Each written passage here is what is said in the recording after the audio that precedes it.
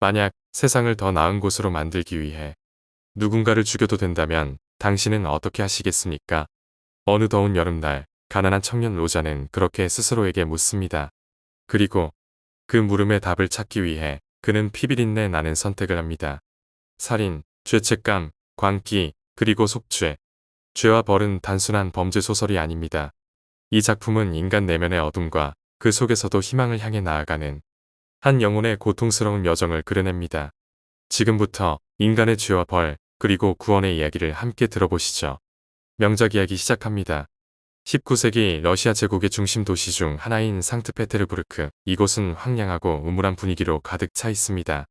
장대비가 내리고 거리 곳곳에선 사람들이 가난과 허무, 그리고 알 수 없는 불안에 휩싸여 살아갑니다. 비좁은 골목길, 허름한 건물들, 사람들의 무표정한 얼굴들 속에 한 청년의 그림자가 스며듭니다.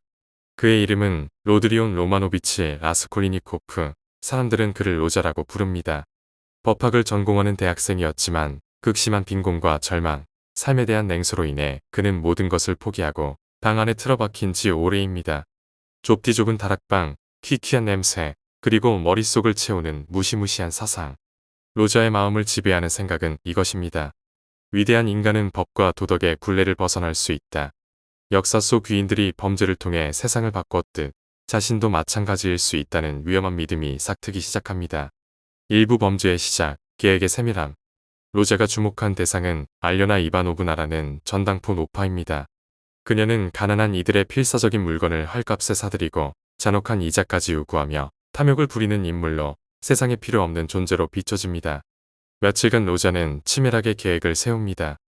노파의 일상, 지배 구조, 주변 환경, 심지어 범행 후 도피로까지 철저히 분석합니다.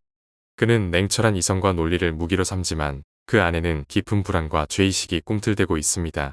살인의 날이 다가오고 로자는 도끼를 숨긴 채 노파의 집으로 향합니다. 심장이 요동치고 손은 떨립니다. 하지만 그의 결심은 확고합니다.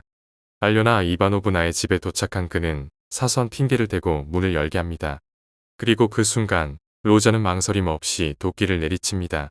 노파는 쓰러지고 방 안엔 살기 어린 정적만이 흐릅니다. 그러나 예상치 못한 변수가 발생합니다. 노파의 순수한 여동생 리자베타가 돌아온 것입니다. 로자는 또다시 도끼를 휘둘러 그녀의 목숨마저 앗아갑니다. 피로 물든 손, 무너지는 이성, 극도의 공포. 그는 허둥지둥 범행 현장을 빠져나옵니다. 이부광기와 죄책감의 그림자. 살인을 저질렀음에도 로자의 마음엔 승리감 따위는 없습니다. 그를 휘감은 것은 극심한 죄책감과 공포, 그리고 광기입니다. 고열에 시달리며 침대에 쓰러지고 헛소리와 환각에 사로잡힙니다. 거리로 나가도 사람들의 시선이 자신을 향하는 것 같고 경찰의 발자국 소리조차 그를 공포에 떨게 만듭니다. 그는 점차 망상과 환청 속에 갇혀갑니다. 가족과 친구, 이웃들은 그의 이상 행동을 걱정합니다. 하지만 누구도 로자가 숨기고 있는 비밀을 알지 못합니다. 그렇게 시간이 흐르고 로자의 주변으로 점차 불안한 기운이 감돌기 시작합니다.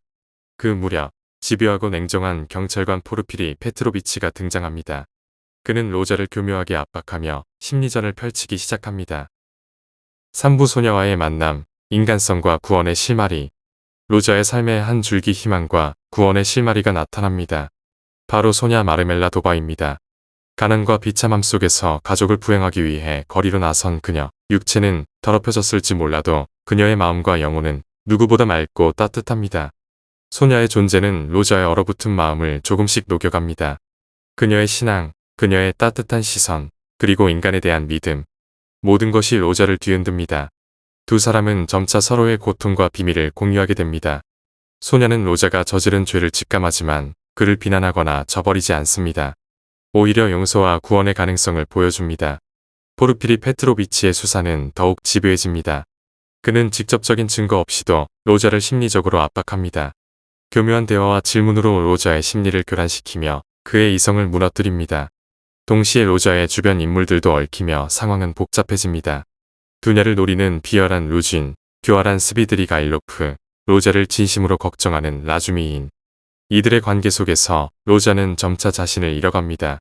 로자의 내면은 혼란과 갈등으로 가득 차 있습니다.